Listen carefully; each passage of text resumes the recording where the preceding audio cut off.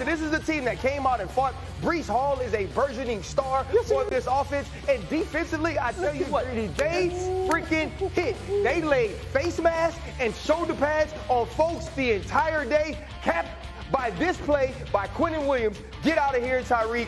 Greeny, you got a team that'll fight. And look at the coach jumping up and down. Now he's your coach. I love it. Titans have won 3 straight. What do you say about the Titans?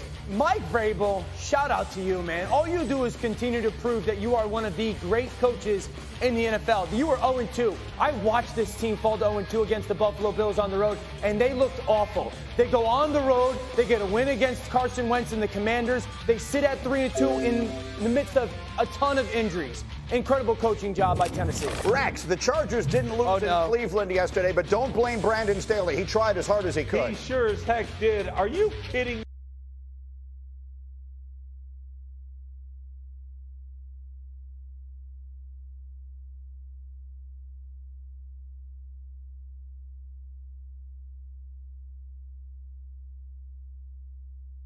The damn football, you win the game. Right here, you gave the Browns a chance. Yep. And here's, I love it, analytics says that it favors if you go for it. Oh, really? Does analytics know anything about having a backup quarterback in or anything else? Anybody with a brain can tell you, hey, you know what, Brandon Staley, you're a smart guy. You ain't as smart as Bill Walsh. You ain't as smart as Bill Parcells. You ain't as smart as any other Bill that's ever coached right here. Grow up. You're not a Division III coach. All right, you have a team that has probably the 2nd or 3rd best roster in the National Football League.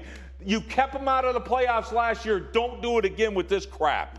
Listen, let's just leave it there. What more can you add to that? If that kick by Cade York at the end is good, they shouldn't have let Staley on the flight back to L.A. Delta must make that trip at some point. I would have put him on there. All right, as we continue. Rogers. He's in the stands, and he's on the field, and he's throwing touchdowns. Packers up 17-3. You love that design, right? Fake inside zone, fake the reverse, and then Mercedes Lewis 2-second leak, and then Saquon Barkley. The most underappreciated or under-talked about thing in the NFL this year is this Giants offensive line and how much they are doing a good job of getting Saquon untouched to the 2nd level. It's been fantastic. And then how about tricky Giants down by the goal line? Yeah, this isn't Cody Bellinger. Maybe he's related, but a beautiful job of running like the Philly special. Daniel Jones is there, takes it himself. Giants now down 20-10. Late 3rd, it's 20-13. 1st and 10 at the 9. Here's a moment that you figure might be the lights out for the Giants. Come on. Barkley goes down with a shoulder, and he would be checked out, and it wasn't clear if he was going to come back or not. Under 11 minutes to go, Giants 3rd and 3. Nice play. Great job again getting Daniel Jones on the move, and then David Sills just kind of sitting in that soft spot. Daniel Jones seeing him, a really good conversion. And then punch it home with Gary Brightwell, who's in for the injured household Saquon. Name. Tied at 20. The Giants, if they bring people. His household. Next possession, 2nd and 10. Barkley back on the field. RC, how about the move he makes Listen, here? this play is absolutely sick. He gives him a deceased femur. We'll talk about another one later on. He gave him the whole leg and took it back.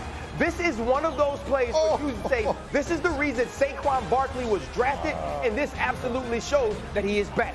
And here's another reason he was drafted. Direct snap, takes it in. Giants up 27-20. Not since Chandler and Monica did anything this stunning happen in London. I see you, Greeny. Just over 3 minutes to play. Rodgers, Lazard, Packers with a new set of downs. Less than 2 minutes to go. Rodgers, you know for sure he's going to get into the end zone, right? Wrong. Got Randall Cobb on that outbreaker to the slant. Kayvon Thibodeau does an awesome job. Not going to get home. Get your hands up. And so we go 4th down, and here come the Giants again. Big story of the game, Greeny. The Green Bay Packers offense did not handle the Giants' pressure. They come all out. He's going to throw the back shoulder fade, ball up in the air for a tip. Giants would take a safety strategically. Rodgers is going to get one more chance, or is he? RC, no, he's not. Absolutely not. Listen, the rush is relentless. They get to Aaron Rodgers. This was the story of the day for the Green Bay Packers. They were outplayed just enough, and Brian Daboll does a great job as head coach. What a win for the Giants. Aaron, let's talk.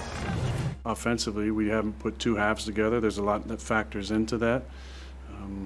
You know, everything from calls to execution, to the momentum, to defensive stops, to adjustments that we make that are good or shouldn't make, but it's a lot of execution. We hold ourselves to a really high standard. I hold myself to a high standard, and we're just not quite there yet. Okay, Rex Ryan. Last week I sat here all week long, and I had people tell me, despite all of the visual evidence to the contrary, oh, the Packers are great, they're fine, they're good, Rodgers is all that kind of stuff. What are the Green Bay Packers? Average. This is an average football team, an overrated football team. And Aaron Rodgers is right. They're not there yet. I mean, he's absolutely right.